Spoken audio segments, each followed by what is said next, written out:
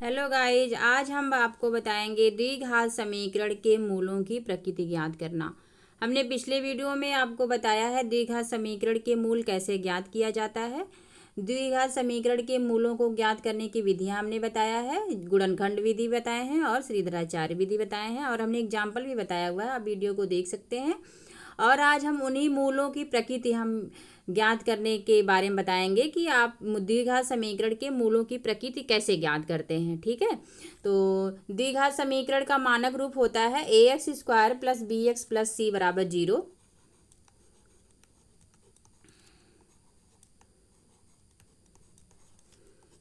c = 0 होता है, जहाँ पे a क्या है, x² का गुणांक है।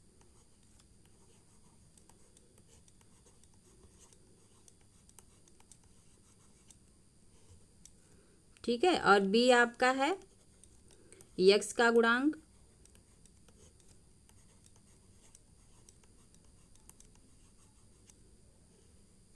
और c आपका है अचर पद। ठीक है, और ये हमने पिछले वीडियो में भी बताया हमने है, और इस हमने यहाँ पे रिवाइज भी कर दिया। ठीक है, तो मूलों की प्रकृति ज्ञात करने के लिए सबसे पहले जानना जरूरी होता है विविक्त कर क्या होता है। एक शब्द है विविक्त कर। विविक्त कर क्या होता है, इसको हम इंग्लिश में बोलते हैं डिस्क्रिमिनेंट।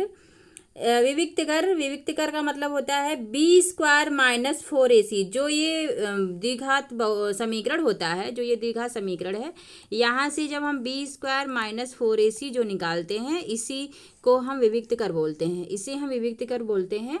और इसी से हम मूलों की प्रकृति के बारे में मूलों की प्रकृति हम इससे ज्ञात करते हैं। ठीक है, तो मूलों की प्रकृति हम यहीं से हम ज्ञात करेंगे। ये देखिए, मूलों की प्रकृति ज्ञात करने के लिए हम b² - 4ac को देखेंगे कि ये 0 से बड़ा है या 0 से के बराबर है या 0 से छोटा है। उसी के आधार पर मूलों की प्रकृति ज्ञात करेंगे। ठीक है,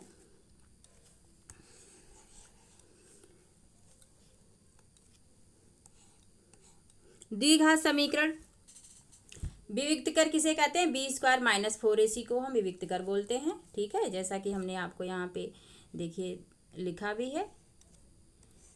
ठीक है, इसी से हम मूलों की प्रकृति ज्ञात करते हैं, और मूलों की प्रकृति जो है यही b² - 4ac के मान पर निर्भर करता है। ठीक है, यदि b² - 4ac 0 के बराबर है तो मूल जो होते हैं वो दोनों बराबर होते हैं तथा वास्तविक होते हैं। और यदि b² - 4ac 0 से बड़ा है तो दोनों मूल अलग अलग होते हैं। और मूल कैसे होते हैं, वास्तविक होते हैं। दोनों मूल अलग अलग भी रहेंगे और वास्तविक भी रहेंगे।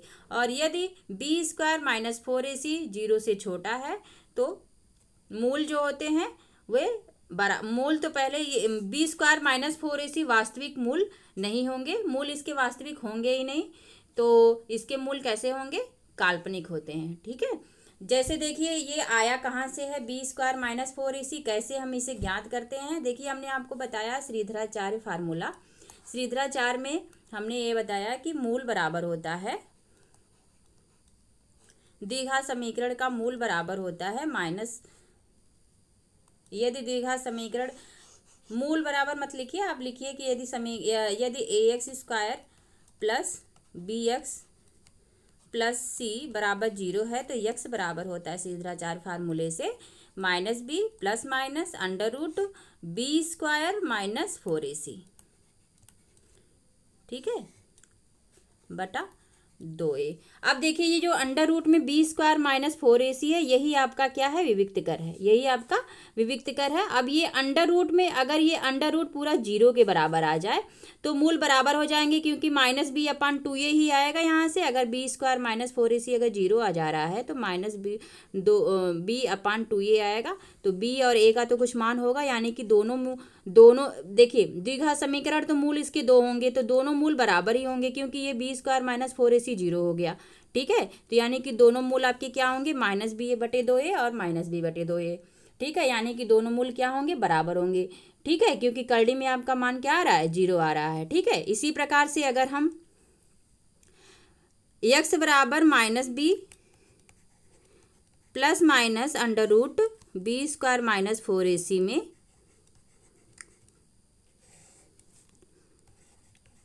अगर इस बी स्क्वायर माइनस फिर 4ac का कुछ मान आ जा रहा है प्लस में, ठीक है। जैसे मान लीजिए करड़ी में 4 आ जा रहा है या करड़ी में 9 आ जा रहा है, ठीक है। तो कुछ वास्तविक मान ही इसका आएगा, यानी कि बी में कुछ जोड़ा जाएगा कुछ घटाया जाएगा, तो आ जाएगा आपका ये दोनों मूल जो हैं अलग अलग आ जाएंगे, ठीक है। लेकिन मूल कैसे होंगे? वास्तविक होंगे, ठीक। लेकिन अगर इसी करड़ी में जो है, इस करड़ी का मान अगर माइनस में आ जाए, माइनस में कुछ आ जाए, तो माइनस में देखिए करड़ी में कोई भी संख्या अगर माइनस में है तो ये काल्पनिक मानी जाती है। इसे क्या कहते हैं? काल्पनिक संख्या, क्योंकि करड़ी में माइनस का मान निकाला नहीं जा सकता, ठीक है।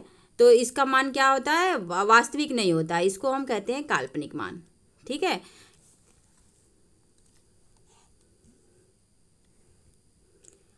अब हम इसको आपको एग्जाम्पल के से समझाते हैं, एग्जाम्पल से कि किसी भी समीकरण के मूल की प्रकृति कैसे ज्ञात करते हैं।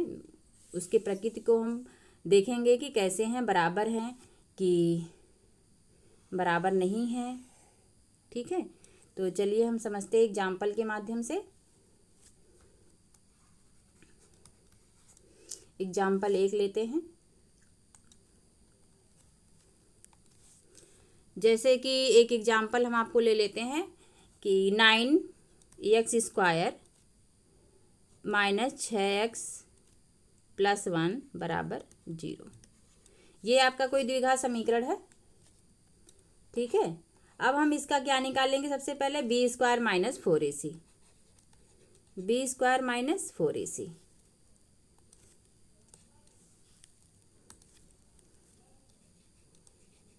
b² - 4ac हम निकालेंगे यहाँ से। तो b यहाँ पे कितना है? -6 है। यहाँ पे b बराबर कितना है? -6 है, x का गुणांक, और a बराबर आपका है 9 और c बराबर है 1, ठीक है। तो b² आपका हो जाएगा -6 का स्क्वायर -4 × 9a × c बराबर 1 है, ठीक है। तो ये हो जाएगा 36 - 9 जोड़ के 36 बराबर 0, यानी कि b² - 4ac आपका कितना आ गया? 0 आ गया।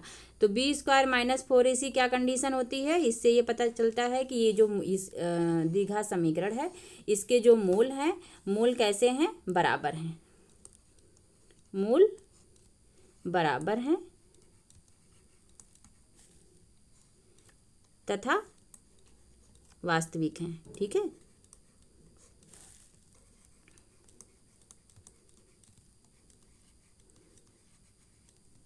अब तो हमने विविक्त कर से इसको ये ज्ञात कर लिया कि मूल बराबर हैं तथा वास्तविक है। अब श्रीधराचार्य 4 से भी चलिए एक बार इसको देख लेते हैं। श्रीधराचार्य 4 से, श्रीधराचार्य 4 में क्या होगा?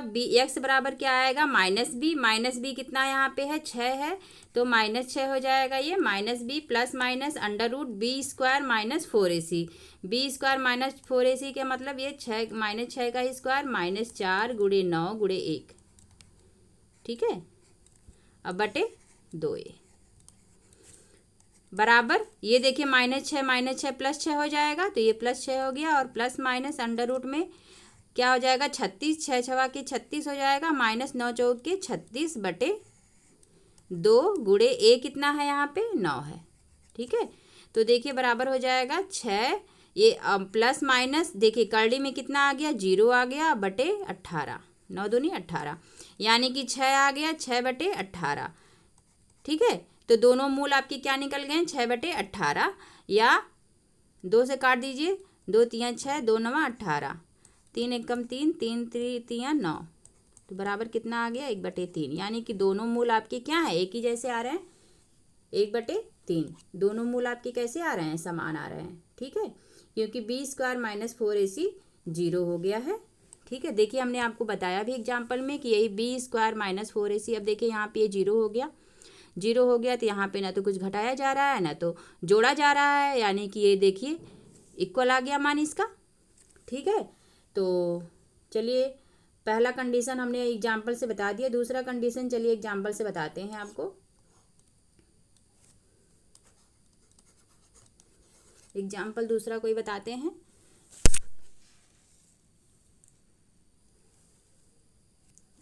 एग्जाम्पल ले लीजिए 3x² - 7x + 2 = 0, ये दूसरा एग्जाम्पल हमने ले लिया, ठीक है। यहाँ से हम क्या निकालेंगे? b² - 4ac विविक्त कर निकालेंगे, यहाँ पे लिखेंगे विविक्त कर बराबर, हमें निकालना है मूलों की प्रकृति।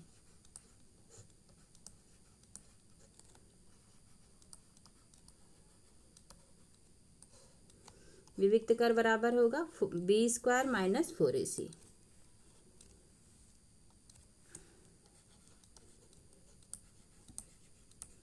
ठीक है, यहाँ पे क्या b क्या है, यहाँ पे -7 है, a बराबर है आपका 3 और c बराबर है आपका 2। तो वैल्यू पुटअप कर दीजिए, यहाँ पे वैल्यू रखेंगे तो ये देखिए -7 का स्क्वायर हो जाएगा, -4 गुणे a कितना है 3 है और c कितना है 2 है, तो 7 सते 49 हो जाएगा, माइनस माइनस का प्लस हो जाएगा और -4 × 12 दूनी 24।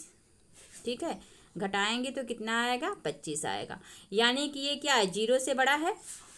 ठीक है, 25 क्या है 0 से तो बड़ा ही है, यानी कि हमको यहाँ पे क्या मिला b² माइनस 4ac क्या मिला 0 से बड़ा हुआ है। ठीक है, यानी कि इसके जो दोनों मूल हैं क्या होंगे, मूल अलग अलग होंगे और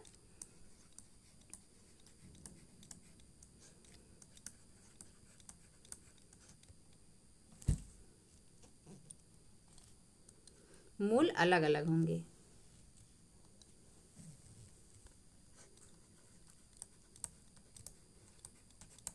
यानी भिन्न होंगे मूल और क्या होंगे, वास्तविक होंगे। ठीक है,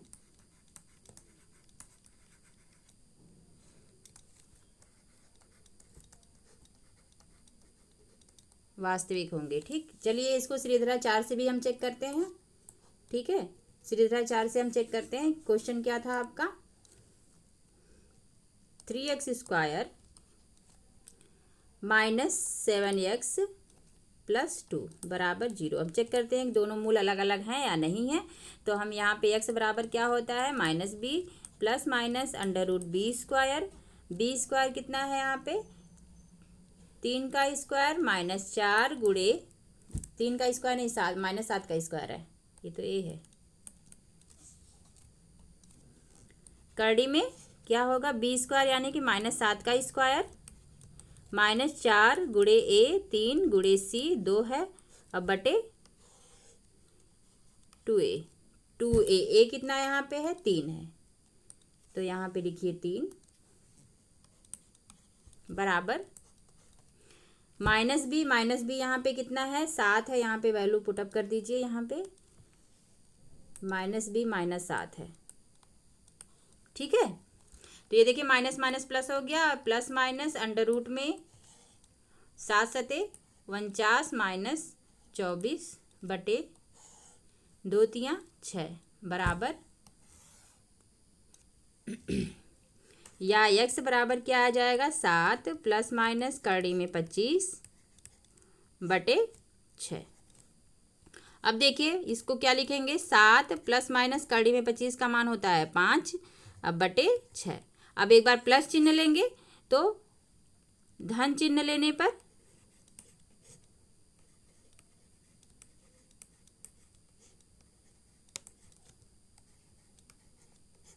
धन चिन्ह लेने पे क्या आएगा x बराबर क्या आएगा 7 धन 5 बटे 6 यानी 12 बटे 6, यानी कितना आ गया इसका मान 2। ठीक है, और ये अब माइनस चिन्ह लेने पर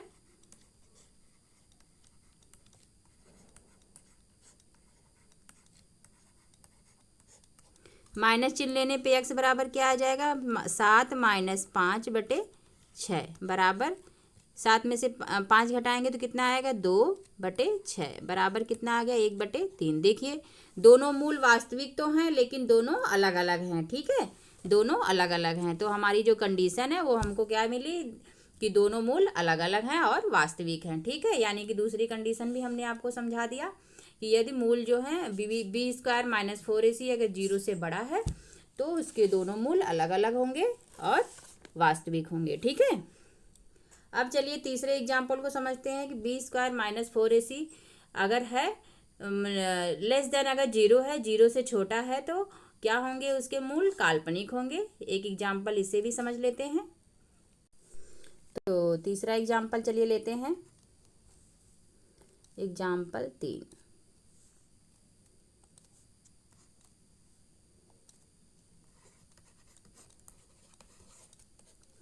एग्जाम्पल 3 हम लेते हैं। चलिए, x square plus 4x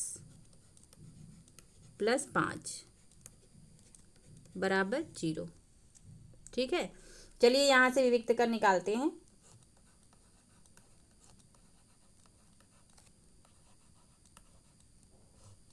B बराबर क्या होता है, बी स्क्वायर माइनस 4ac।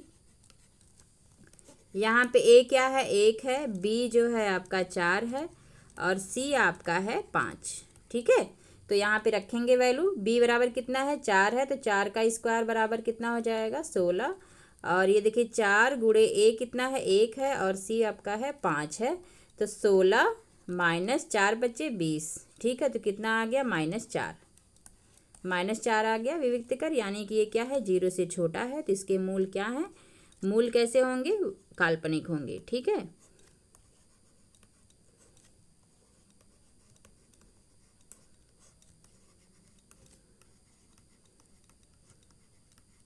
मूल काल्पनिक होंगे। चलिए अब इसको फार्मूले से सॉल्व भी कर लेते हैं, देखते हैं कि मूल काल्पनिक है कि नहीं है। ठीक है, तो क्वेश्चन आपका था x square minus 4x plus 4x plus 5 बराबर 0, ये था आपका। ठीक है, तो यहाँ से हम x बराबर क्या होता है, -b का मतलब -4 plus minus under root B square आपका कितना है, 4 चौक का 16 और -4ac 4 गुणे 5 गुणे 1 बटे 2 गुणे 1। ठीक है, बराबर क्या होगा, -4 plus minus under root 16 minus 4 बचे 20 बटे 2।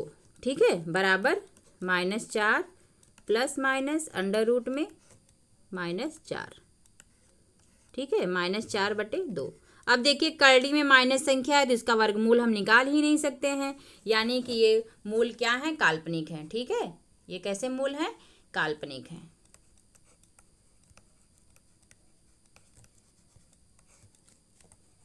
ठीक है, क्योंकि अंडर रूट में क्या आ गया, करड़ी में माइनस चिन्ह का वर्गमूल नहीं निकाल सकते हैं, ऋणात्मक संख्या का वर्गमूल नहीं निकाल सकते। ठीक है,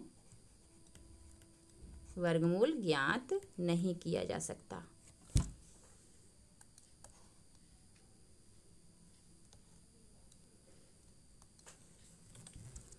ज्ञात नहीं किया जा सकता।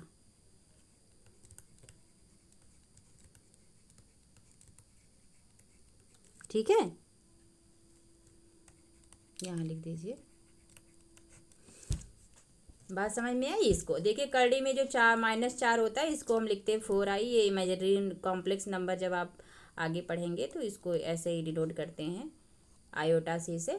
ठीक है, ये अभी आगे चल के आपको पढ़ाया जाएगा, तो आप लोगों को समझ में आ गया होगा कि मूलों की प्रकृति हम कैसे ज्ञात करेंगे, और हम इससे बेस्ड क्वेश्चन को भी अगली वीडियो में हमको बताएंगे कि मूलों की प्रकृति कैसे ज्ञात करेंगे। इससे रिलेटेड सारे क्वेश्चन को हम अगले वीडियो में हम बताएंगे। अगर वीडियो पसंद आई हो तो लाइक और सब्सक्राइब कर दीजिएगा, और अगला वीडियो हमारा ज़रूर देखिएगा। उसमें हम मूलों की प्रकृति यानी विविक्त कर से रिलेटेड सारे क्वेश्चन को हम आपको बताएंगे। ठीक है।